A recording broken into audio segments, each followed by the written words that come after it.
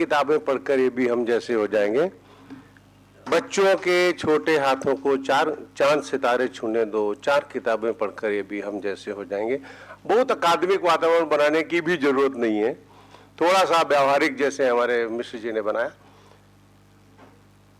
आदरणीय professor Brajesh Pandey ji, doctor गौरव Tiwari ji, professor Shri Prakash Mishra ji, जो हम सबको अभी तक संचालित कर रहे थे, प्रोफेसर संतोष कुमार यादव जी, डॉक्टर चंद्रभान वर्मा जी, और हमारे सामने उपस्थित विद्यार्थी और मनीषी वृंद। हम बहुत अकादमिक बातें नहीं करेंगे, आता भी नहीं है बहुत। और जैसे अभी हमारे साथी संचालक साथी ने कहा कि प्रमुख वक्ता, वो प्रमुख वक्ता आ चुके हैं, उसके बाद अब कोई प्रमुख नहीं होगा। बहुत विस्तृत रूप में हमारे सामने आलोचना का अकादमिक पक्ष रखा है। मुझे लगता है कि उसके बाद अगर हम कुछ भी बोलेंगे वो पृष्ठ पेषण होगा और वो अच्छा नहीं लगेगा। हम कहें कि समीक्षा ऐसी होनी चाहिए, आलोचना ऐसी होनी चाहिए, और समीक्षा और आलोचना का ये भेद है, वो सब कुछ बता चुके। क्या पृष्ठ पेषण करना, और अगर उनसे आगे की बात हम कर पाए, ये क्षमता हो तब तो ठीक है, अन्यथा समर्पण कर देना ठीक होता। अब शेर और आपका सामना आमना हो जाए, हो सके कुछ तो ठीक है, नहीं समर्पण ठीक है। तो इनके लिए सबसे पहले आप जोरदार तालियां बजाइए कि समीक्षा और आलोचना को जितनी गहराई से समझा और समझाया। समझना तो फिर आसान है, समझाना थोड़ा कठिन है। मुझे लगता है कि उसका हम व्यावहारिक पक्ष यहाँ रखेंगे। 2-3 किताबें हमारे पास हैं, ये हमने खुद ही ली हैं, जिनकी हम समीक्षा करने की कोशिश करेंगे यहाँ पर। और सैद्धांतिक पक्ष आप सुन चुके हैं, समझ चुके हैं, मुझे लगता है उसमें कोई कठिनाई नहीं है। सबसे पहले हम अंतर्जाल पर थोड़ा चर्चा करेंगे, थोड़ी बात करेंगे। अभी बहुत ज़्यादा चर्चा हो गई कि मोबाइल होना चाहिए कि नहीं होना चाहिए। आप अपने घरों में झांकिए, खुद को देखिए, जितनी माताएं हैं, मतलब नई माताओं की बात मैं कर रहा हूँ, पुरानी माताओं की बात नहीं करता हूँ, और उन्हें अगर आप गंभीरता से देखना और समझना चाहें तो अपने बच्चों को मोबाइल से बहला रही, लोरी से नहीं बहला रही। ये चिंता की बात है और चिंतन की बात है। अभी जो आप बता रहे थे हमारे प्रोफेसर साहब सामने बैठे हुए कि ये इससे नुकसान क्या है, आप ये देखो, हम जब संवेदना की बात करते हैं तो संवेदना क्या मोबाइल से बच्चे में स्थानांतरित करेंगे? हमारी संवेदना है, हमारे कोमल करों के स्पर्श से बच्चे तक जानी चाहिए। हम उसको छुए तो लगे बच्चे को कि माँ छू रही है या पिता छू रहा है। मोबाइल छूकर क्या लगेगा? एक प्लास्टिक आप उसके हाथ में दे रहे हैं और उसको प्लास्टिक के प्रति संवेदनशील बना रहे हैं। और जो सूचनाएं आ रही हैं अंतर्जाल से आ रही हैं, मुझे लगता है कि ये गंभीर विषय है। इस पर भी एक अंतर्राष्ट्रीय या राष्ट्रीय व्याख्यान आपको रखना चाहिए। आप सक्षम है इसलिए मैं आपसे कह रहा हूँ, ये बहुत गंभीर विषय है, चिंतन का विषय है। मैं आपको बताऊं, उपयोगी जरूर है अंतर्जाल, ये निस्संदेह है, उपयोगी जरूर है मोबाइल। देखो किसी का फोन आ रहा है, अब ये इसको हमें काटना पड़ेगा, जिसका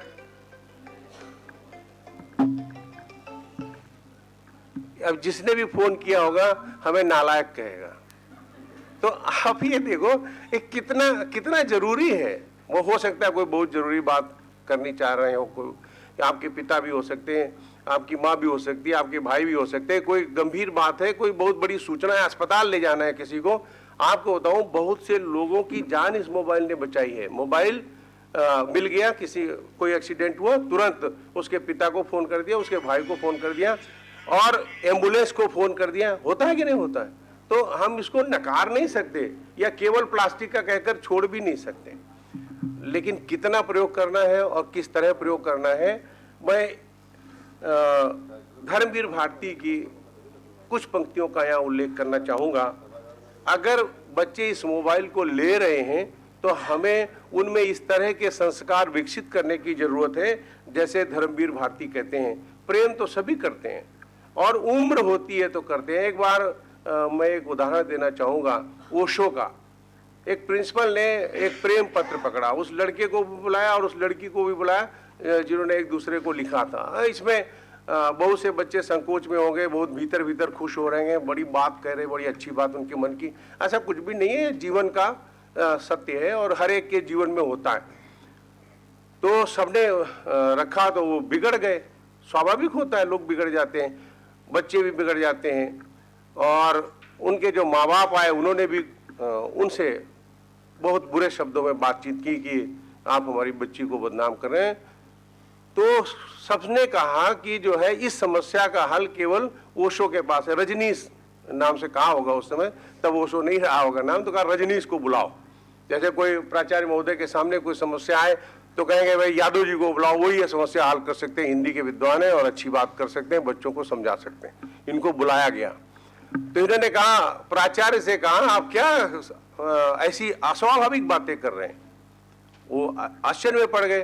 कहा ये बताइए, प्रेम युवावस्था में ही होता है ना। अधिकतर जो ये घटना घटित होती है युवावस्था में, किशोरावस्था से आरंभ होकर के और युवावस्था तक समाप्त भी हो जाती है। उसके बाद लड़ाई झगड़ा शुरू होता है, पत्नी बेलन मारती है और पति जो है पीठ सहलाता हुआ जाता है, रोटी के फेर में पड़ जाता है। तो जो प्रेम का जो काल है, जो स्वर्णिम काल है, वासंती काल है, वो युवावस्था है, तरुणाई से लेकर युवावस्था के। तो कहा ये इन्हीं को करना चाहिए। अब क्या बवाल कर रहे हैं। उसके पिता को भी डांटा, उसकी माँ को भी डांटा और प्रिंसिपल को भी, मतलब कहा कि आप ये अच्छी बात नहीं कर रहे हैं, प्रेम में बाधक नहीं बनना चाहिए। तो ये स्वाभाविक है कि ये होगा। आप अगर उनको रोकेंगे तो वो छिप कर देखेंगे। तो मैं धर्मवीर भारती की 4 पंक्तियां इन बच्चों तक पहुंचाना चाहता हूं। प्रेम कैसा होना चाहिए। तो रख दिए तुमने नजर में बादलों को साध कर। हम इन बच्चों को अगर इधर मोड़ दें इस नेट के जरिए, इस अंतरजाल के जरिए, कि प्रेम की पवित्रता की वो पंक्तियां पढ़ें जिनमें लगे कि हाँ पवित्र प्रेम ऐसा होता है, और उस साधना में लग जाए। प्रेम की साधना सभी को करना चाहिए। तो रख दिए तुमने नजर में बादलों को साध कर, आज माथे पर सरल संगीत से निर्मित अधर। आप देखिए, चुंबन भी है इसमें, लेकिन उसकी पवित्रता देखिए और स्थान देखिए, दोनों में समझाने की जरूरत है और समझने की भी जरूरत है। रख दिए तुमने नजर में बादलों को साध कर, आज माथे पर सरल संगीत से निर्मित अधर। आरती के दीपकों की झिलमिलाती छाव में बांसुरी रखी हुई जो भागवत के पृष्ठ पर, बांसुरी रखी हुई जो भागवत के पृष्ठ पर। पवित्रता और सौंदर्य और श्रृंगार और माधुर्य और उसका जो स्वर है कितना पवित्र है। अगर इस तरह का प्रेम है तो हमको उधर नेट में भी मिल सकता है। आप ढूंढो तो नेट में मिल जाएगा। हम बच्चों में इस तरह के संस्कार पैदा करें कि नेट पर अगर वो ढूंढ रहे हैं तो पोर्नोग्राफी की तरफ जाने के बजाय सौंदर्य और श्रृंगार और माधुर्य जो ब्रज का है, जो अवध का है, जो वात्सल्य का है, वहां ढूंढे प्रेम। तो मुझे लगता है कि हम सही राह नहीं दिखा पा रहे हैं बच्चों को। हम में कोई कमी है, हम में कोई उस तरह की, हम खुद नहीं समझ पा रहे हैं कि हम इसका किस तरह उपयोग करें तो हमारे बच्चे क्या समझेंगे। तो ये संस्कार निर्मित करने की जरूरत है, एक संस्कृत विकसित करने की जरूरत है कि जो नई तकनीक आई है, जो अंतरजाल है, इसकी भी संस्कृति एक निर्मित की जानी चाहिए। और ये उमड़ता हुआ बांध है, ये जो नद है, इसका बंधन भी जरूरी है। और सरकारें जब सब काम कर सकती हैं, इनके दूसरे जब कोई मंत्री, बड़े बड़े मंत्री आते हैं, आप देखिए उनका सारा इंटरनेट प्रतिबंधित हो जाता है, आप फोन नहीं कर सकते। तो क्या इन बच्चों को बचाने के लिए हमारी सरकारों को ये नहीं करना चाहिए? वो जो जैमर लगाते हैं, आप कभी देखिए कोई वीवीआईपी आता है तो जैमर लेकर चलते हैं। हम इन बच्चों के लिए जैमर नहीं लगा सकते हैं क्या? कि इसको हम प्रतिबंधित नहीं कर सकते हैं क्या? जो ऐसा साहित्य है जो इन बच्चों के लिए उपयोगी नहीं है, हम उसको प्रतिबंधित कर सकते हैं। मैं चीन में था जब, तो वहां मैंने देखा, वहां तो आप गूगल नहीं खोल सकते, उनका जो चीन की साइट है उन्होंने खुद बनाई है, उसको खोल सकते हैं।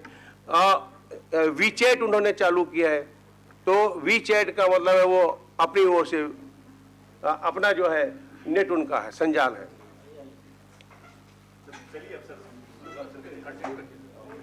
नहीं बैठ गया।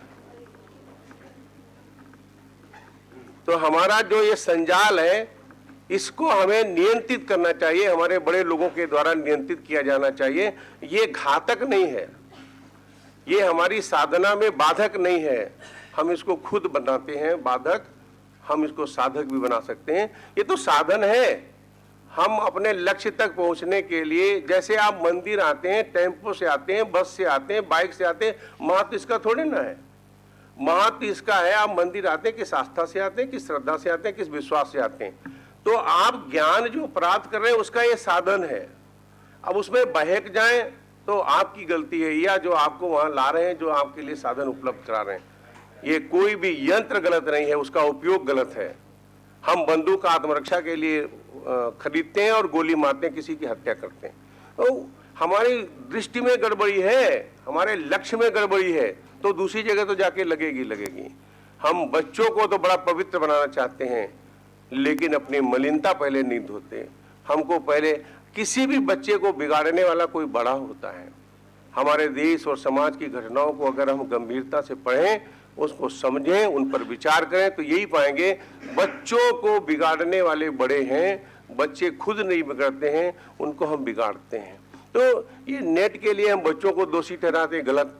हम आपको बताएं, एक विचारणी बात और है, मैं कभी कभी चिंतित होता हूँ। ये बच्चियां बैठी हैं, ज्यादातर लड़कियां बैठी हैं, लड़कियों को बहुत हम उपदेश देते हैं। अरे ये तो अपने आप संस्कारित होती है। कोई बेटी आपको यहाँ सड़क पर बीड़ी पीती हुई या सिगरेट पीती हुई नहीं मिलेगी। हम व्यावहारिक रूप से क्यों नहीं सोचते हैं? ये लड़के इसमें से हो सकता है 5 बैठे हो तो 3 मिल जाए किसी पान की दुकान पर गुटखा खाते हुए, पिच थूकते हुए। तो हम इनको क्या नसीहत देंगे इन बच्चियों को कि तुम चरित्रवान बनो, तुम ये बनो? ये तो 10 बार सोचेंगी कि हम किसी लड़के से बात करें तो हमारा पिता न देख ले, चाचा न देख ले, हमारे अध्यापक न देख ले, लड़का तो कहाँ जा रही है।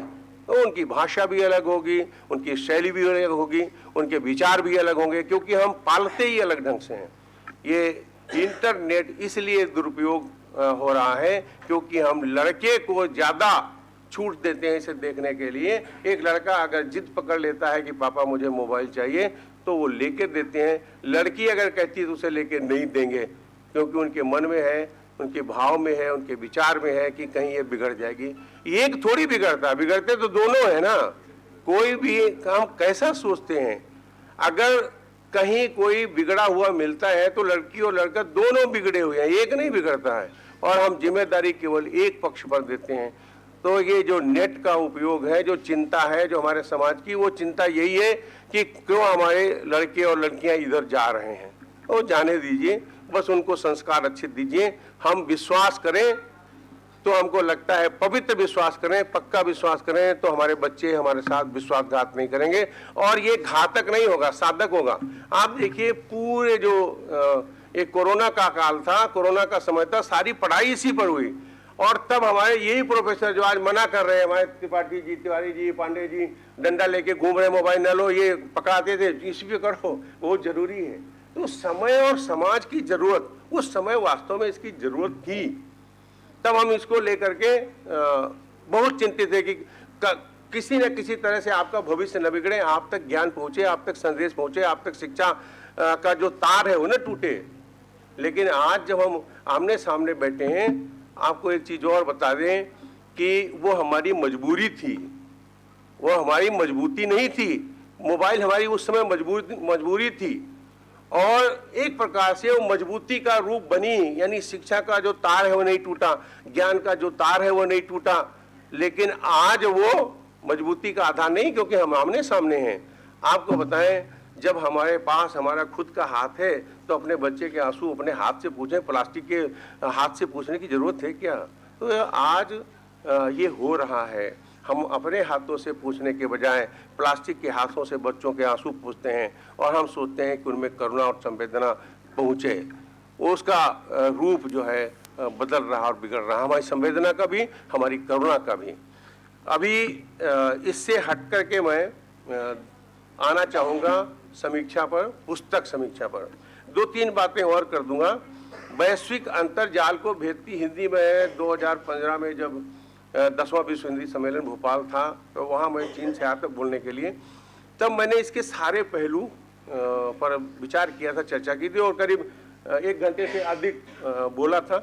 अगर उतना बोलने लगूंगा 2-3 घंटे लगेंगे, इसलिए मैं 2-3 बातें और कह करके मुख्य बातें। आज आपको बताऊं, जो दूसरे देशों में हिंदी पहुंच रही है उसमें 50% योगदान इसका है, इंटरनेट का। तो हम इसको नकार कैसे सकते हैं? हम अपनी भाषा को, अरे भोजपुरी के गाने आप नेट पे जितने पाते हैं उतने आप दूसरों से नहीं सुन सकते। तो और वो जो मैंने लिखा था वैश्विक अंतर्जाल को भेजती हिंदी, वो नेट पर ही पढ़कर लिखा था, क्योंकि वहाँ के पुस्तकालय में, उस विश्वविद्यालय के पुस्तकालय में हमको कोई भी किताब ऐसी नहीं मिली थी जिससे हम 2 लाइनें ले सकते। और इतने बड़े विश्व हिंदी सम्मेलन जैसा सम्मेलन था, उसमें बोलना था, बड़े बड़े विद्वान लोग थे। जैसे आप यहाँ आकर के यूं ही थोड़ी हम खड़े हो सकते हैं जब तक कुछ दिमाग काम न करे सही ढंग से। तो वहाँ पर आपको बता दें, इसका अंतर्जाल का बहुत योगदान है भाषाओं के विकास में, हमारे संस्कृत के संवर्धन में भी, विकास में, उसके संवर्धन और विकास में भी बड़ा योगदान है अंतर्जाल का। हम इसको नकार नहीं सकते। साहित्य आप इसको डालें ना, अच्छा साहित्य, इसके ऊपर कौन मना कर रहा है। आप इस पे वेद डाल दिए, इसके ऊपर पुराण डाल, बहुत कुछ मिल रहा है आपको, जो भी ज्ञान मिले और आप संपादित कर सकते हैं। आप देखिए जो गद्य कोश आया है, ललित कुमार और अनिल जन्मविजय जी हमारे मित्र हैं, इन्होंने जो विकसित किया, कितना बड़ा काम किया है गद्य कोश और कविता कोश का। तो इस तरह से आप उसमें जाकर के वो अच्छी अच्छी कविताएं पढ़ सकते हैं। हाँ, वर्तनी की शुद्धियां मिलेंगी। थोड़ा पानी मिलेगा।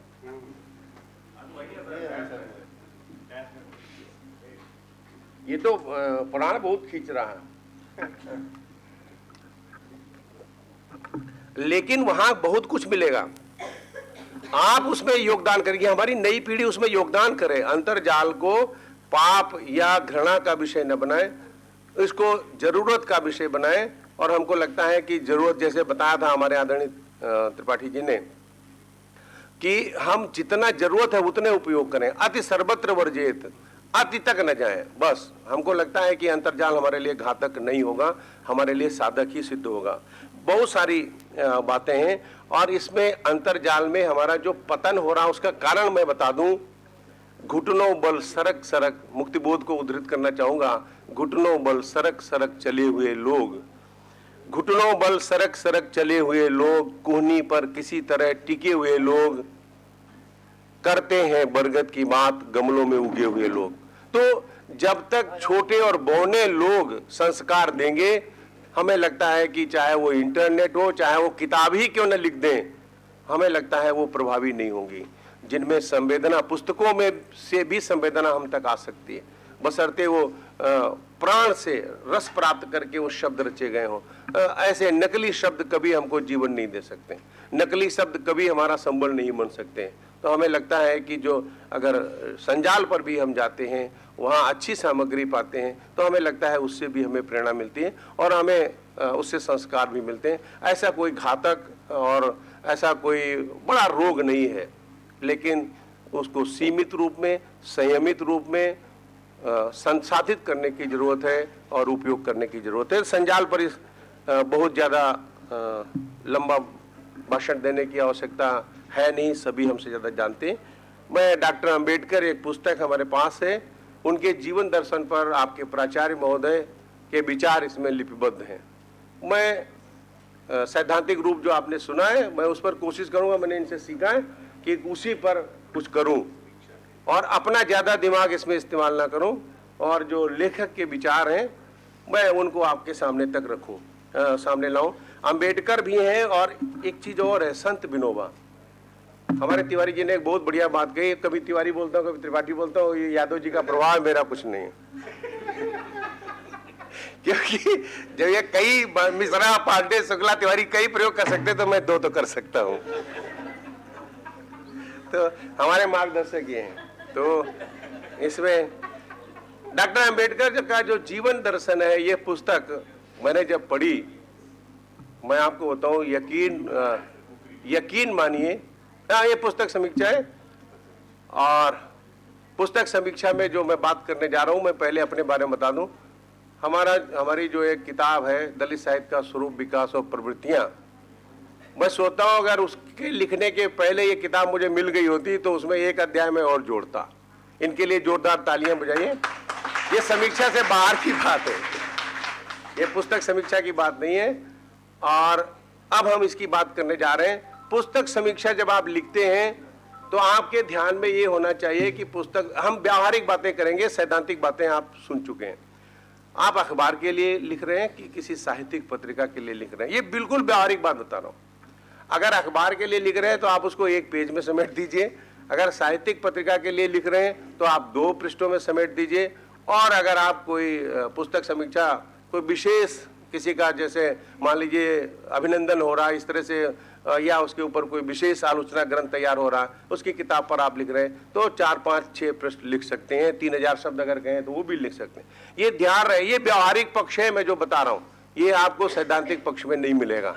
क्योंकि अगर आप अखबार में 1 पृष्ठ से अधिक इसकी समीक्षा भेजेंगे तो वो नहीं छापेंगे, क्योंकि उनके पास और भी बहुत सारी चीजें, उससे विज्ञापन मिल सकता है, पैसा मिल सकता है, इससे पैसा नहीं मिलेगा। अब जब हम पुस्तक समीक्षा लिखते हैं तो उसमें सबसे पहले जरूरी है कि आप लिखें कि ये किताब का नाम क्या है और इसके लेखक कौन है या कवि कौन है अगर कविता की है, और यह भी जाने और समाज जाने जिसको आप अपना संदेश देना चाह रहे हैं पुस्तक समीक्षा के माध्यम से, कि वो खंड काव्य है कि महाकाव्य है। वो ये भी जाने कि ये जीवन दर्शन है और इस जीवन दर्शन में समाज कितना है, अर्थ कितना है और दूसरे विषय कितने। अगर विज्ञान की पुस्तक है तो उसकी पुस्तक समीक्षा लिखते समय हमारा दृष्टिकोण पूर्णतः वैज्ञानिक होना चाहिए। अगर समाज दर्शन पर है तो हमारी सोच में सबसे पहले समाज आना चाहिए जिस समाज पर वो किताब लिखी गई है।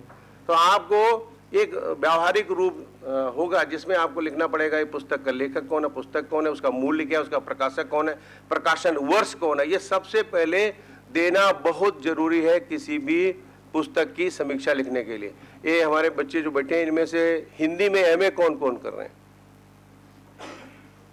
आप कर रही हैं, तो आप ये बताइए, हमने जो बताया सबसे पहले क्या लिखेंगे? आप पुस्तक समीक्षा लिख रहे हैं, यहाँ के किसी भी अखबार में आप देना चाहते हैं, यहाँ के 2-4 अखबारों के नाम बताइए। ये कार्यशाला है, ये संवाद के माध्यम से विकसित, खाली एक तरफा नहीं है। हाँ बताइए, 4-5 अखबारों के नाम बताइए। अमर उजाला और दैनिक जागरण और हिंदुस्तान और बस 3 ही है। अब देखो जिस अखबार में आप इसको देने जा रहे हैं सबसे पहले आप ये मान लीजिए कि उसकी विचारधारा क्या है, यकीन मानिए इस पर चलता है। ये व्यावहारिक पक्ष बता रहा हूं, इसको मतलब सैद्धांतिक मत मानना। अगर कोई साम्यवादी विचारधारा का अखबार है उसमें राष्ट्रवादी पुस्तक की समीक्षा आप भेजेंगे, बहुत संभव है कि वो न छापी जाए। अगर कोई राष्ट्रवादी विचारधारा का अखबार है और उसमें कोई साम्यवादी विचारधारा की पुस्तक की समीक्षा आप भेज रहे हैं, संभव है कि न छापी जाए। अगर आप पुस्तक की समीक्षा छपवाना चाहते हैं तो पहले तो उस विचारधारा का अखबार या पत्रिका चुनिए जिस विचारधारा की पुस्तक आपके हाथों में है। ये व्यावहारिक पक्ष है। तो सबसे पहले, लेकिन आपको ये चीजें सैद्धांतिक रूप से जरूर देनी पड़ेंगी कि पुस्तक का नाम क्या है, पुस्तक के लेखक कौन है, उसकी विधा कौन सी है, उसका प्रकाशक कौन सा है और फिर किस वर्ष वो प्रकाशित हुई है और संस्करण ये पहला है कि दूसरा है, दूसरी आवृत्ति है कि तीसरी आवृत्ति है। इतनी चीज समझ में आ गई आप लोगों की? फिर उसके बाद आप उसके ऊपर लिखना शुरू करेंगे। तो सबसे पहले अच्छा ये होता है कि आप उसको पढ़ें पूरी किताब को। मैंने तो आज बेईमानी की है क्योंकि यहाँ आया तब ये पुस्तक मिली, लेकिन मैं कोशिश करूंगा। मैंने क्या चालाकी की, फिर हर अध्याय को इसके देखा, फिर हर अध्याय में कौन कौन सी खास खास चीजें उनको देखा। तो जब हम मान लीजिए इसको हम लिपिबद्ध करने बैठेंगे तो इसको ये लिखेंगे कि डॉक्टर अंबेडकर जीवन और दर्शन पुस्तक मानवीय मूल्यों की पुस्तक है। अब इसमें कोई विवाद नहीं हो पाएगा। आप अगर लिखने जा रहे हैं तो मानवीय मूल्य, तो अगर अंबेडकर हैं यकीन मानिए आप बिना किताब पढ़े लिख दीजिए मानवीय मूल्यों की पुस्तक है, मानवीय मूल्यों के पक्षधर विचारों की पुस्तक है। आप अगर ये कह देंगे, क्योंकि जो डॉक्टर अंबेडकर हैं उनका पूरा जीवन दर्शन मानवता को समर्पित है और वो संपूर्ण रूप से मनुष्य थे, इसमें कोई संदेह किसी को भी नहीं है। तो अब आप इसको जो पढ़ते समय फिर आप ये बताएंगे कि यह पुस्तक 6 अध्यायों में विभक्त है। आप जब पढ़ेंगे लाइब्रेरी से लेकर के जरूर पढ़ना कि हमने जो बातें की क्या वो सही कहीं या गलत, फिर अपना विचार समझना।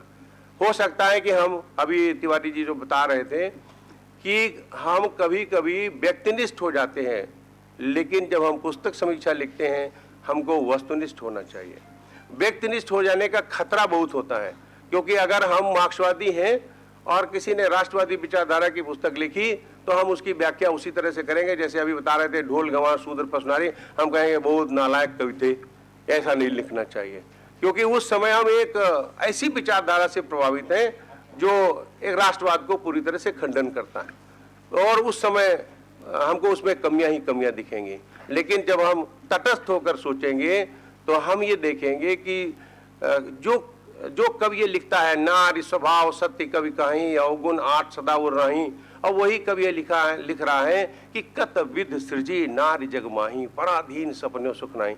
जो इतना द्रवित होने वाला कवि है, वो क्या वो कहेगा कि इस स्त्री में 8 अवगुण हमेशा रहते हैं? हमको लगता है कि वो कोई घटना विशेष को या कोई उसको समय विशेष पर कुछ न कुछ वो प्रहार करना चाहता है, तब वो ऐसा लिखता है। और नहीं तो जब उसके दिल से कोई बात निकलती है तब वो पीड़ा में देखो लिखता है कि कत विध सृजी नारी जगमाही, पराधीन सपने सुख नाही। तो हम जब भी किसी पुस्तक की आलोचना करते हैं, अगर हम व्यक्तिनिष्ठ हो जाते हैं तो उसके खतरे बढ़ जाते हैं। वस्तुनिष्ठ रहें तो हम ये लिख सकते हैं कि ये पुस्तक 6 अध्यायों में विभक्त है। इसका पहला अध्याय है डॉक्टर अंबेडकर का जीवन परिचय, और इसमें डॉक्टर अंबेडकर का जीवन परिचय विस्तृत रूप में दिया गया है। इनमें से कितने बच्चे हैं जो बता सकेंगे कि डॉक्टर अंबेडकर का जीवन परिचय जब लिखेंगे तो सबसे पहले वो लिखेंगे फला जगह जन्मे और फला जगह उनके वो पिता थे और ये था होता, क्या लिखेंगे? कितने बच्चे हैं जो 2 लाइनों में बताएंगे? इनका जीवन परिचय है और जन्म से तो शुरू करते हैं, कहाँ हुआ, किस गांव में हुआ। कितने बच्चे हैं जो बता सकते हैं डॉक्टर अंबेडकर का जन्म कब और कहाँ हुआ? इनमें से कोई नहीं जानता। हाँ बताओ, इसके लिए ताली बजाइए। और जन्म की तारीख बताइए। नहीं पता, किसी को पता है? किसी को नहीं पता है? अच्छा, 14 अप्रैल जो है आने वाला है, 14 अप्रैल आने वाला है, तो बताओ कौन सी तारीख होगी इनकी जन्म की? उसी के आसपास तो नहीं है?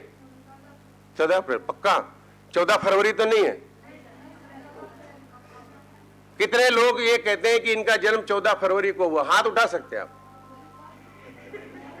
हाँ?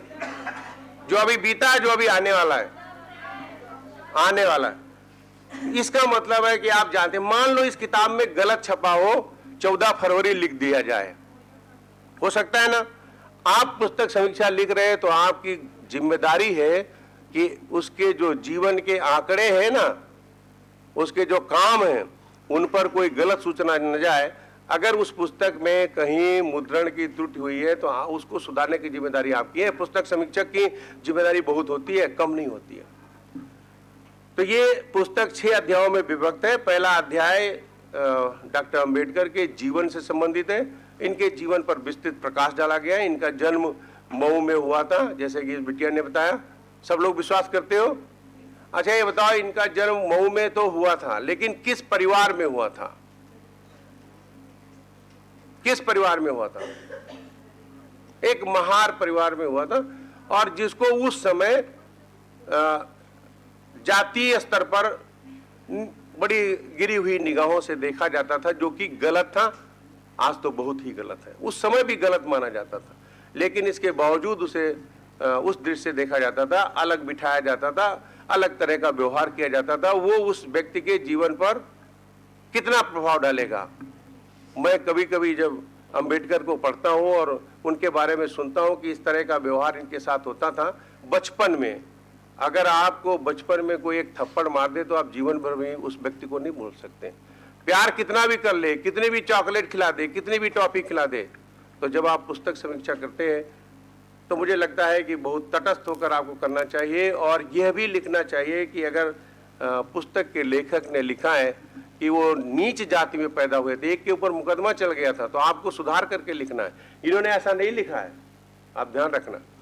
तो आपको ये लिखना है कि ये 6 अध्यायों में विभक्त है। पहले अध्याय में डॉक्टर अंबेडकर के जीवन के बारे में विस्तृत रूप से बताया गया है, और लेखक जब इनके जीवन के परिचय के बारे में जो कुछ कहना चाहता है, इनके बारे में कुछ परिचय देना चाहता है, तो विस्तार से परिचय देने के पहले वो चाहता है कि पहले वहाँ का वातावरण भी प्रस्तुत करें, और उसमें लेखक पूरी तरह से सफल हुआ है। उस समाज का परिदृश्य भी प्रस्तुत करें जिस समाज में हमारे समाज चिंतक डॉक्टर अंबेडकर पैदा हुए थे। इस दृश्य से भी लेखक पूरी तरह से सफल है। ये लिखते हैं कि उनका गांव अम्बावाड़े था, जो महाराष्ट्र के रत्नागिरी जिले में है। उनके पिता का नाम रामजी सकपाल और माता का नाम भीमाबाई था। उनका धर्म हिंदू था तथा उनकी जाति महार थी। यह जब किसी व्यक्ति का हम परिचय देते हैं तो तटस्थ होकर देते हैं, और यहाँ पर कहीं भी ऐसा कुछ नहीं मिलता जो लेखक की दृष्टि को कहीं से भी कोई संकुचित करे। मुझे लगता है कि बड़ी व्यापक दृष्टि से लेखक ने यहाँ उनके जीवन का परिचय दिया है। और फिर उसके बाद सन 1900 में भीम का मुंबई के मराठा हाई स्कूल में दाखिला हो जाता है, इसका जिक्र भी लेखक करता है। यानी पढ़ाई का कितना महत्व है, लेखक की दृष्टि वहाँ भी रहती है। इसके बाद 1912 में भीम ने पिता की गरीबी के खिलाफ जीवन संग्राम में हिस्सा लेने की उम्मीद से बड़ौदा राज्य की सेवा में लेफ्टिनेंट का दायित्व संभाला। यानी किस तरह से जो डॉक्टर भीमराव अम्बेडकर है अपने पारिवारिक दायित्वों का निर्वहन करते हैं, सामाजिक दायित्वों का निर्वहन करते हैं, यह भी कर्तव्य अपना समझता है लेखक और उसको भी विधिवत देता है। ये बड़ा ही विशद अध्ययन के बाद ही एक निष्कर्ष निकालते हुए लेखक पहुंचता है इस बात पर कि कैसे डॉक्टर भीमराव अम्बेडकर को महाराजा बड़ौदा के यहाँ एक आश्रय मिलता है, एक जगह मिलती है और जहाँ से उनके विकास के द्वार खुलते हैं। तो इस तरह से व्यक्ति के जीवन में किसका किसका योगदान है, यह भी रेखांकित करते हुए डॉक्टर पांडे जी इस पुस्तक में मिलते हैं। दूसरा अध्याय है डॉक्टर अम्बेडकर का जीवन दर्शन।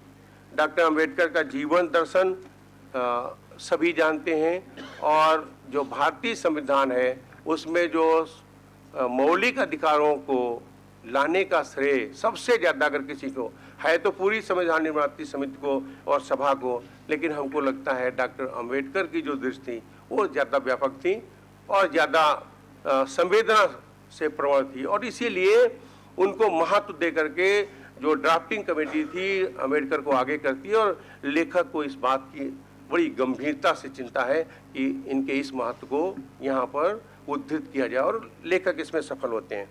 ये लिखते हैं कि डॉक्टर अम्बेडकर ने शूद्रों की उत्पत्ति और अस्पृश्यता का भी वर्णन किया। उन्होंने ऐतिहासिक विधि का पालन करते हुए समाजशास्त्री सिद्धांतों को प्रतिस्थापित किया।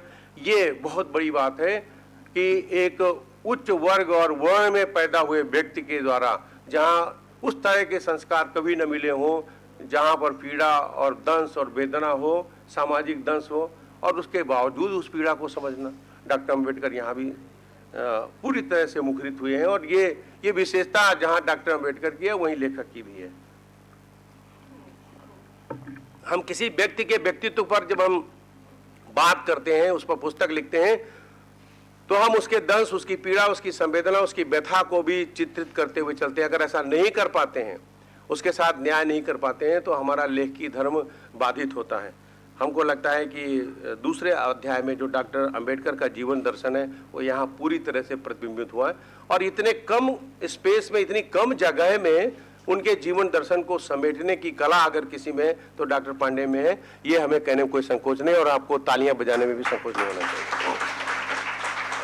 आप ये देखिए, ब्राह्मणवाद पर आपने जो लिखा है, ब्राह्मणवाद पर जो डॉक्टर अम्बेडकर के विचार लिखे पूरी तरह से तटस्थ होकर लिखे। डॉक्टर अम्बेडकर के अनुसार अस्पृश्यता का मूल जाति प्रणाली में है, और जाति प्रणाली का मूल वर्ण और आश्रम पर आधारित धर्म में है, और वर्णाश्रम का मूल ब्राह्मणवादी धर्म में है, और ब्राह्मणवादी धर्म का मूल अधिनायकवाद या शक्ति में है। डॉक्टर अम्बेडकर ने जाति प्रणाली का विरोध किया और ब्राह्मण पर आक्रमण किया, ब्राह्मणवाद पर भी आक्रमण किया। उनके अनुसार ब्राह्मणवादी दर्शन के निम्नलिखित मुख्य सिद्धांत हैं: विभिन्न वर्गों के बीच में वर्गित कृतंतर, शूद्रों और अस्पृश्यों का पूर्ण निरस्त्रीकरण, अस्पृश्यों और शूद्रों के शिक्षा पर पूर्ण प्रतिबंध। अब आप देखिए कि कहीं से कोई लीपापोती नहीं है। मैं चूंकि समीक्षा पुस्तक ही नहीं लिख रहा हूं, बता रहा हूं, और उसको यहाँ पर पूरी तरह से तटस्थ है लेखक। उनकी जो समाज की चिंता है, समाज के प्रति जो उनका चिंतन है, और जो ब्राह्मणवाद का विरोध है, उस ब्राह्मण का विरोध है जो वाद को लेकर जीता है। ब्राह्मण का विरोध जाति के आधार पर वो नहीं करते हैं, लेकिन जाति के उन्मूलन की बात जरूर अम्बेडकर करते हैं। वो कहते हैं कि जाति का समूल नाश होना चाहिए। बड़े दुर्भाग्य की बात है कि जिस जाति के समूल नाश की बात अम्बेडकर ने की है, और जिस जाति के लिए किए वही अपनी जाति को बनाए रखना चाहते। ये विडंबना की बात है। लगता है कि अंबेडकर को उन्हीं के जो अनुयायी है वो नहीं समझ पाए, और हमको लगता है ये हजारों साल तक जातियां आगे सुरक्षित रहेंगी। मुझे ये आशंका है, ये डर है, और अंबेडकर का जो समाज चिंतन है वो पूरी तरह से हमारे समाज को लाभ नहीं पहुंचा पाएगा। ये पीड़ा भी है एक प्रकार से। तो वो जो कहते हैं कि जो जाति आधारित हमारा व्यवसाय है वो गलत है। जाति आधारित व्यवसाय का मतलब बढ़ाई का बेटा बढ़ाईगिरी करेगा, लोहार का बेटा लोहारगिरी करेगा, सुनार का बेटा सुनारगिरी करेगा। ये नुकसानदायक है। नुकसानदायक इस अर्थ में मैं भी उनके पक्ष से सहमत हूँ, उनके विचारों से सहमत हूँ। ये इसलिए नुकसानदायक है कि अगर किसी में कोई विशेष योग्यता है, अगर लोहार का बेटा सोने के गहने गढ़ लेता है तो क्यों ना सोने के गहने गढ़े। तो वर्णाश्रम का विरोध वो इसलिए करते हैं। और जोर से बता दो यार, क्यों संकोच हो। हाँ, तो आप ये देखिए, जिसमें विशेष योग्यता है उसको अगर कोई चौथे वर्ण में जन्मा है और अच्छा पढ़ा सकता है, अच्छी कथा कह सकता है, सत्यनारायण की कथा अच्छी कह सकता है, कहने दीजिए, क्या परेशानी है। उसमें अगर विशेष योग्यता है, विशेष क्षमता है, तो इसीलिए वो कहते हैं कि अगर जातियों का नाश हो जाएगा, जातियों का उन्मूलन हो जाएगा, तो मनुष्यता केंद्र में आ जाएगी। मुझे लगता है कि अंबेडकर के इस विचार में बड़ा दम था, लेकिन अब उसको कलंक लग गया, उसको गुण लग गया है, और ये जाति प्रथा हजारों सालों तक जाने वाली नहीं है। और इस पर हमारे डॉक्टर ब्रजेश कुमार पांडे जी का जो अभिमत है बड़ा विचारणीय है और निष्पक्ष है, कहीं से भी कोई लीपापोती नहीं है। डॉक्टर अंबेडकर केवल ब्राह्मण वर्ग के विरुद्ध ही नहीं थे, बल्कि बनिया वर्ग के विरुद्ध भी थे। अब देखिए, ये जो ये लिख रहे, हो सकता है कि ब्राह्मण तो बड़े ही इनके पीछे तलवार न लेकर निकले, बनिया वर्ग निकल सकता है, क्योंकि हर वर्ग ये सोचता है कि हम जो कुछ भी कर रहे हैं वो सही कर रहे हैं। लेकिन हम कभी ये सोचते हैं कि जो सबसे निचले पायदान पर है, जो सबसे ज्यादा कृपा का अधिकारी रहा, वो सबसे ज्यादा प्रताड़ना का अधिकारी बना, सबसे ज्यादा यंत्रणा का अधिकारी बना। तो अगर उनके चिंतन पर हमारे डॉक्टर पांडे जी विचार कर रहे हैं तो हमको लगता है ये अभिनंदनीय है। तो ये सामाजिक दर्शन जो उनका है, वर्ण और जाति पर आधारित सामाजिक व्यवस्था का पूरी तरह से निषेध है, पूरी तरह से निषेध है। और हमको लगता है कि ये बहुत उचित था, और जिसको हम समझ नहीं पाए और हमारे वो लोग भी नहीं समझ पाए जिनके लिए उन्होंने निषेध किया था। और अंबेडकर मानवतावाद के दर्शन में स्वतंत्रता, समानता और भाईचारे की को आवश्यक तत्व की तरह देखते थे। एक कितनी बढ़िया बातें आपने लिखी हैं, और ये गांधीवाद में भी था। तो हमको लगता है कि डॉक्टर अंबेडकर ने जो कुछ भी विचारधारा अपनी व्यक्त की थी, गांधी के बहुत विरोध में जाकर के नहीं कही थी। और डॉक्टर हमारे ब्रजेश कुमार पांडे जी यही कोशिश करते हैं कि अंबेडकरवाद और गांधीवाद के बीच कोई तलवार तनने की नौबत ना आए, और इसके लिए इनकी जो समतामूलक दृष्टि है उसका मैं अभिनंदन करता हूँ पुस्तक समीक्षा लिखते हुए। और आपको बताऊं, जो लोग ये कहते हैं कि गांधी और उनमें बहुत विरोध था, वैचारिक विरोध था, मुझे लगता है कि वो गांधी को समझ नहीं पाए, क्योंकि पूना पैक्ट गांधी ने उनसे करवाया था। अगर वो भी जिन्ना की तरह, अंबेडकर भी जिन्ना की तरह अड़ जाते और एक दूसरे राष्ट्र की मांग कर लेते, बहुत संभव था ये समस्या खड़ी हो जाती, बड़ी समस्या खड़ी हो जाती। हम कह रहे जिस आधार पर वो मांग रहे थे और उसी पर अड़ जाते तो भी परेशानियां खड़ी हो जाती। और गांधी जी के कहने पर उन्होंने हूबहू वही मान लिया जो गांधी जी चाह रहे थे। तो कहाँ गांधी और अंबेडकर में भेद है? उनके वैचारिक भेद बहुत नहीं है, बस तरीका थोड़ा अलग अलग है। हम किसी मंदिर को जाने के लिए कोई रास्ता चुनते, दूसरा कोई रास्ता चुनता, तीसरा कोई रास्ता चुनता, पहुंचते वही हैं। अंबेडकर और गांधी दोनों अस्पृश्यों का उद्धार चाह रहे थे, छुआछूत का नाश चाह रहे थे, और दोनों ने एक ही दिशा में काम किया, बस आए अलग अलग से, और फिर जहां पर मिलते हैं उस चीज को पकड़ते हुए डॉक्टर ब्रजेश कुमार पांडे जी एक समाधान प्रस्तुत करते हैं, और वह समाधान इस पुस्तक में मिलता है। और वो इस तरह कहते हैं कि संस्कृत, कार्य और अवकाश, मशीन और आधुनिक सभ्यता, ये सब कुछ आवश्यक है। अब देखिए, डॉक्टर अंबेडकर ने गांधीवाद का जो विरोध किया उसको इन्होंने इस तरह से बताया कि गांधी जी जब कहते थे कि स्वराज चाहिए और स्वराज में कुटीर उद्योग चाहिए, और उसमें थोड़ा हटकर ये विचार करते हैं, तो उसको भी कहने में हमारे पांडे जी कोई संकोच नहीं करते। लेकिन मुझे लगता है कि वो छोटी मशीनों की बात कर रहे थे, गांधी जी खुरपी की बात कर रहे थे, वो ट्रैक्टर की, वो जो हैरो और कल्टीवेटर की बात नहीं कर रहे थे। अंबेडकर वो खुरपी थोड़ा मजबूत चाह रहे थे, थोड़ी बड़ी चाह रहे थे, हंसिया थोड़ा बड़ा चाह रहे थे ताकि ज़्यादा धान काटा जा सके, ज़्यादा गेहूं काटा जा सके। अंबेडकर और गांधी में कहीं भी कोई विरोध मुझे तो नहीं दिखा। जब हम अध्ययन कर रहे थे, उन पर काम कर रहे थे, मुझे लगता है कि जब वो कहते हैं कि राजनीति कुछ नहीं है यदि वो वास्तविकताओं पर आधारित नहीं है, इसमें बहुत कम है जिसको शैक्षणिक कहा जाता है, मुझे लगता है बिल्कुल सही बात करते हैं। तो इस तरह से कहाँ से इन्होंने उदाहरण लिए। मुझे लगता है कि अगर जितना मैंने इसमें नोट किया है, जितना रेखांकित किया, अगर वही बोलूँ तो 2-3 घंटे चाहिए।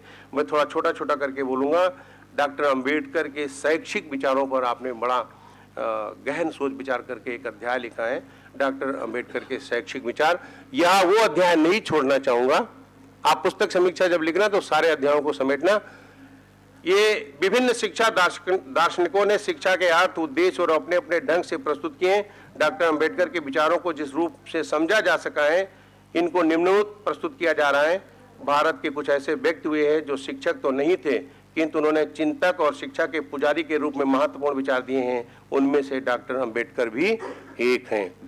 आपको बताऊं, कितने ऐसे शिक्षा शास्त्री हैं जिन्होंने अंबेडकर को इस तरह इस रूप में प्रस्तुत किया हो। बहुत कम लोग हैं। कितनी किताबें बीएड और एमएड की लिखी गई हैं जिसमें एक शिक्षा दार्शनिक के रूप में अंबेडकर को प्रस्तुत किया गया है। डॉक्टर पांडे जी प्रस्तुत करते हैं, इनके लिए एक बार और जोरदार तालियां।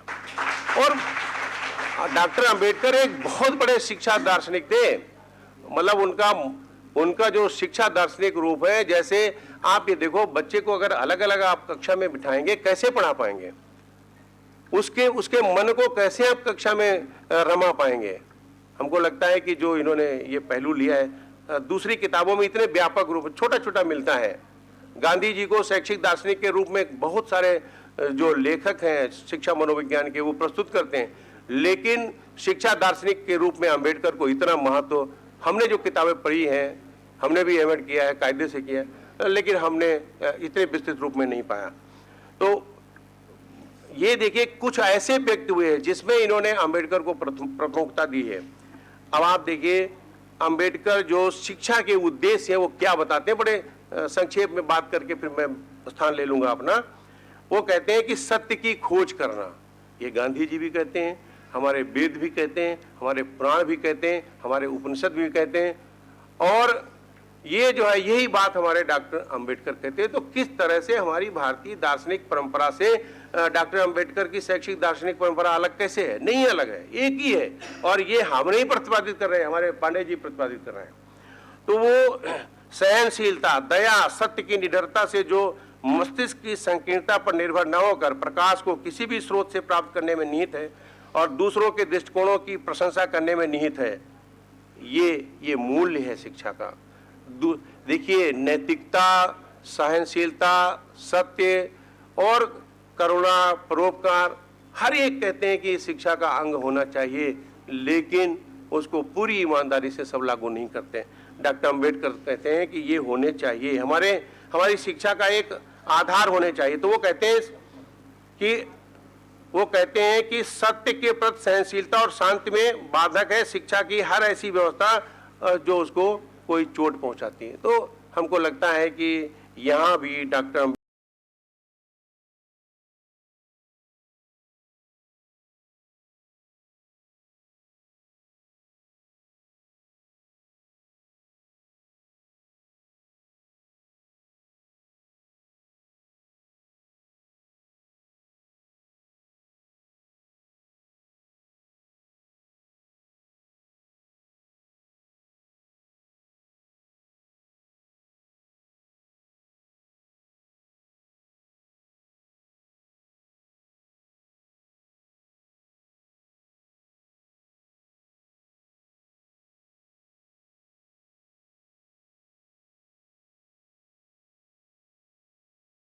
करना है, आपने उस पर भी पूरा बल दिया। और इन नैतिक मूल्यों के विकास में डॉक्टर अंबेडकर का बहुत योगदान है।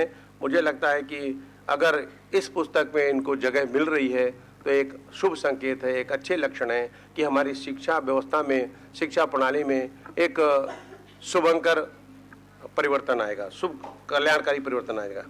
व्यवसायीकरण पर, शिक्षा में व्यवसायीकरण पर बल होना चाहिए। जैसे हम कहते हैं कि शिक्षा केवल शिक्षा केवल नैतिकता के विकास के लिए हो तो हमको लगता है कि अगर भूख उसमें महत्वहीन हो जाती है तो अच्छा नहीं है। रोजगार भी मिले तो इस पर भी बल होना चाहिए। डॉक्टर अंबेडकर बालकों में तकनीकी और व्यावसायिक योग्यता का विकास शिक्षा के हर स्तर पर प्रमुख उद्देश्य मानते थे। ये उनकी व्यावहारिकता है और जिसको हमारे पांडे जी ने बहुत अच्छी तरह से रेखांकित किया है। मस्तिष्क और आत्मा को श्रेष्ठता देते हुए जो व्यावसायिकता पर बल दिया है अंबेडकर ने, उसको यहाँ रेखांकित किया गया है। और सत्यम शिवम सुंदरम की कल्पना यहाँ भी है। बच्चों के प्रति जो भेदभाव होता है वह शिक्षा के लिए बहुत घातक है, कलंक है, उस पर भी बहुत ज़्यादा विचार करने की जरूरत है। और डॉक्टर अंबेडकर ने इस पर विचार किया और डॉक्टर पांडे जी ने उसको उद्धृत किया है।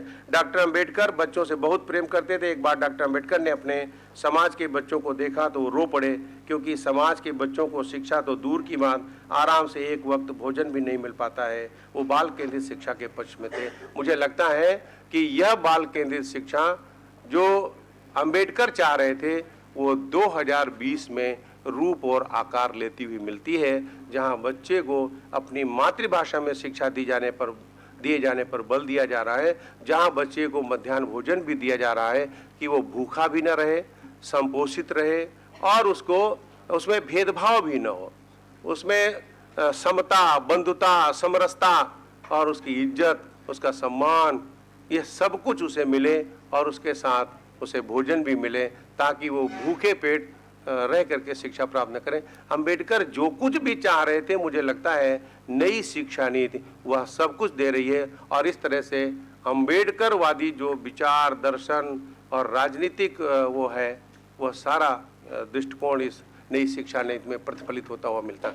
मुझे लगता है डॉक्टर अंबेडकर के जीवन दर्शन पर और उनके शैक्षिक दर्शन पर एक महत्वपूर्ण पुस्तक है और यह जो है पढ़ी जाने लायक पुस्तक है और सबको इस पुस्तक को पढ़ना चाहिए। और इस तरह से इस पुस्तक की समीक्षा को मैं यहाँ विराम देता हूँ। बहुत कुछ छूटते हुए भी मैं बहुत असंतुष्ट नहीं हूँ। आप सभी को बहुत बहुत साधुवाद, बहुत बहुत धन्यवाद, आपने हमें सुना।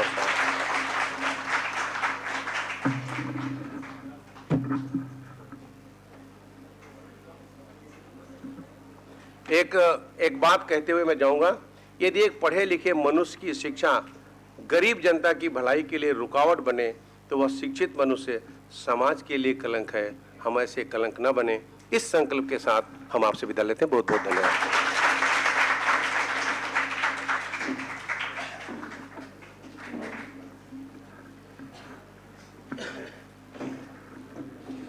अभी प्रोफेसर गंगा प्रसाद शर्मा जी ने प्राचार्य जी की एक पुस्तक डॉक्टर अंबेडकर जीवन और दर्शन की समीक्षा आप सभी के बीच में प्रस्तुत की है। उन्होंने बताया है कि समीक्षा किस तरह की जाती है। अभी एक मिनट रुक जाओ, एक मिनट। अभी हमारे बीच में मुख्य वक्ता जब बोल रहे थे तो संत विनोबा पीजी कॉलेज से professor Ashok Kumar Singh ji, doctor Bhupesh Mani Tripathi ji, doctor विनय मिश्रा जी और चंद्रेश बारी जी हमारे बीच में आए हैं। आपका स्वागत है। और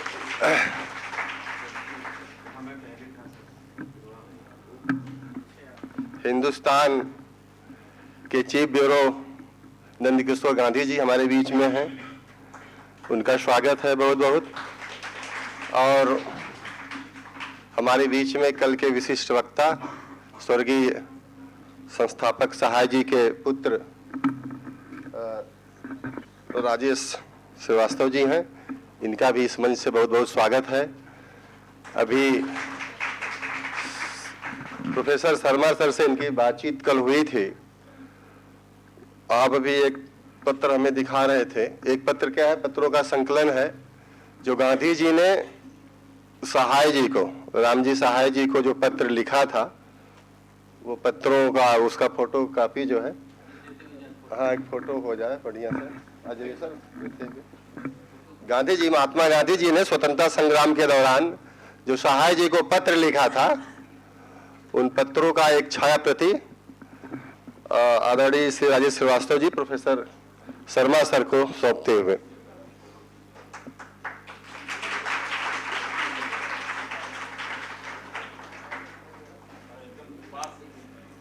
यह बहुत ही महत्वपूर्ण है, हम सभी के लिए गौरव का विषय भी है कि जिस संस्थान में हम लोग शिक्षण कार्य कर रहे हैं या आप सभी विद्यार्थी जहां शिक्षा ले रहे हैं, वहां के संस्थापक को राष्ट्रपिता महात्मा गांधी जी ने जो पत्र लिखा है, उन पत्रों की छाया प्रति राजेश जी प्रोफेसर शर्मा सर को देते हुए।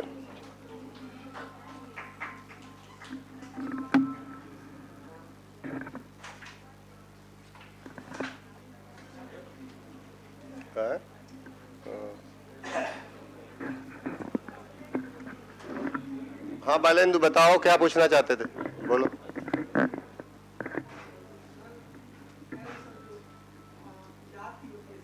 हाँ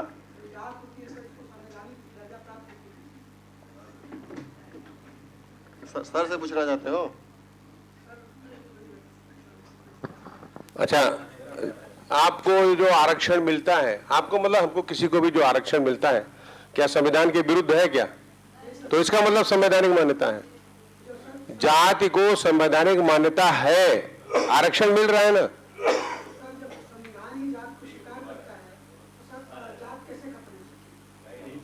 वही तो मैंने कहा, ये 1000 साल तक तो मतलब हम सोच सकते छोटी बुद्धि से, आप 2-3 हजार सोच लीजिए और बताइए, आप 2-3 हजार साल कर लीजिए, जाने वाली नहीं है। भारत में तो 2000 से ज्यादा जातियां होंगी लगभग। पहले 4 वर्ण थे, उससे लोग संतुष्ट नहीं थे।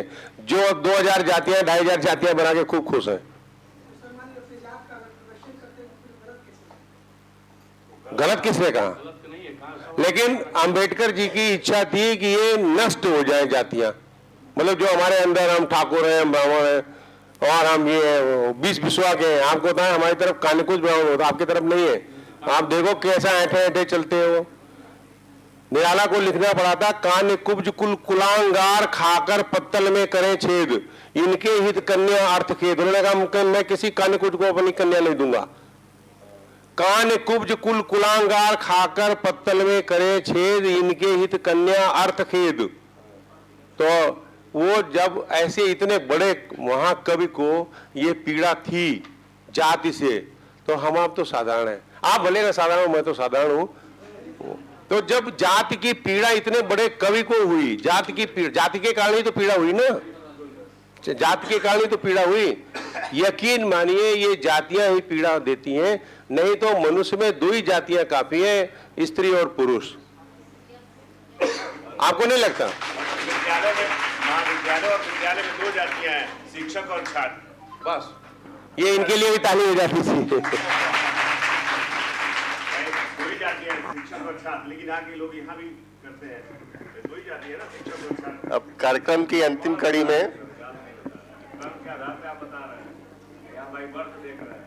मैं बंधुवर एक उदाहरण और दूंगा। मुझे एक अध्यापक पढ़ाते थे, उनका नाम था सादिक हुसैन। मैं बड़ी पीड़ा के साथ मैंने अपनी सोचा कि आत्मकथा लिखते हैं, लेकिन फिर सोचा कि पढ़ेगा कौन, तो उसी चक्कर में खो भी गई। फिर लिखूंगा जरूर, क्योंकि आम आदमी भी अपनी आत्मकथा लिख सकता है।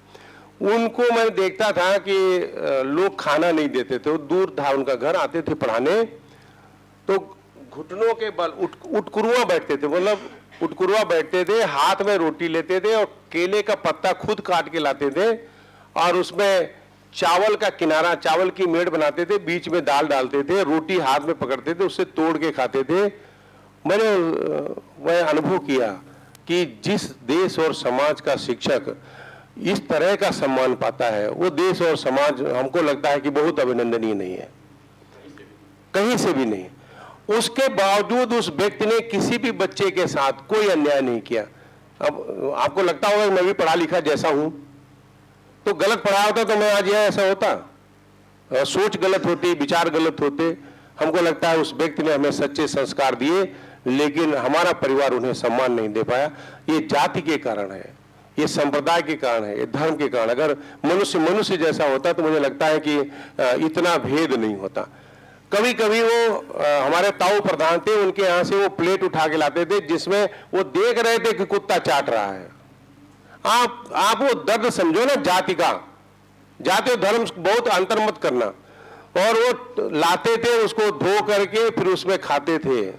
ये विडंबना नहीं तो और क्या है। और ये विडंबना केवल जाति के कारण है। एक माता प्रसाद जी जौनपुर के हुए हैं, तो उन्होंने लिखा कि जिस बर्तन में कुत्ता खा लेता है उस बर्तन में भी हमें खाने को नहीं मिलता है।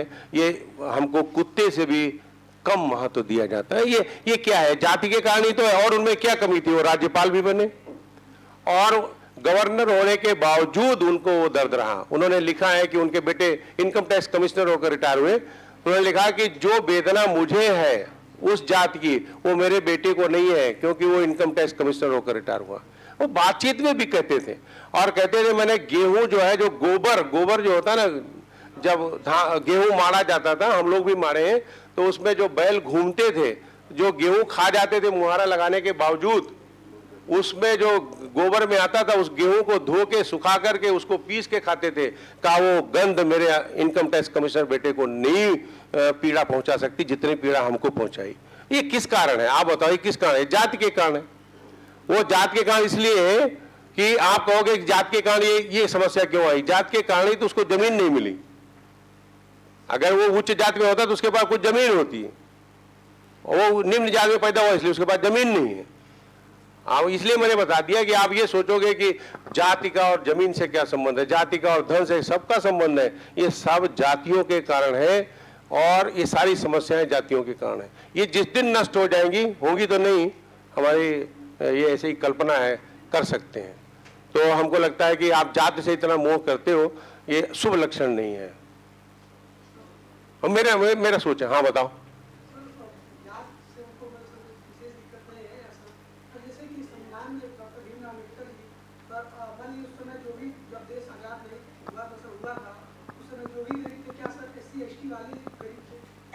और भी गरीब थे, ऐसा नहीं, लेकिन ऐसा है कि वो उनमें बहुत ज्यादा गरीबी थी, उनमें बहुत ज्यादा गरीबी थी। इसलिए कुछ न कुछ तो नियम बनाना पड़ेगा ना। ये राशन लेने जाते हैं, अभी रास्ते में बात हो रही थी, उनके पास 4 पहिया गाड़ी है, 15 किलो राशन लेने जाते हैं। 4 पहिए वाली गाड़ी से राशन रख के लाते हैं, क्या उनको जरूरत है क्या? तो ऐसा है, गरीबी भी है, उसमें गरीबी भी है, छुआछूत भी, सब कुछ है, बहुत सारी समस्या है। बहुत बहुत धन्यवाद।